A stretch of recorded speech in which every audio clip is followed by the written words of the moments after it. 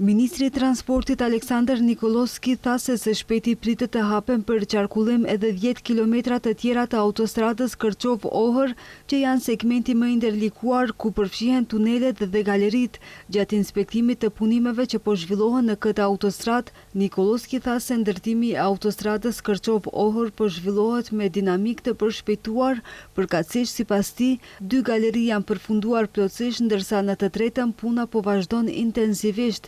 Ndërkaq paralelisht po punohet për stabilizimin e terrenit, përfundimin e urave, si dhe të 2 tubave të tuneleve.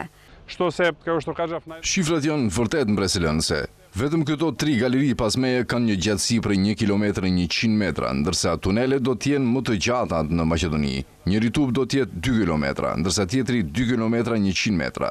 Si thash, këto do të jenë tunelet më të gjata në vend, ndërsa galeritë e këtij lloji ndërtohen për herë të parë jo vetëm në Maqedoni, por edhe në gjithë rajonin. Kujtojmë se ndërtimi i autostradës Kërçov-Ohër filloi para më shumë se 12 viteve. Gjatësia e trasesë është 57 kilometra, ndërsa afati fillestar për përfundimin ishte qershori i vitit 2018.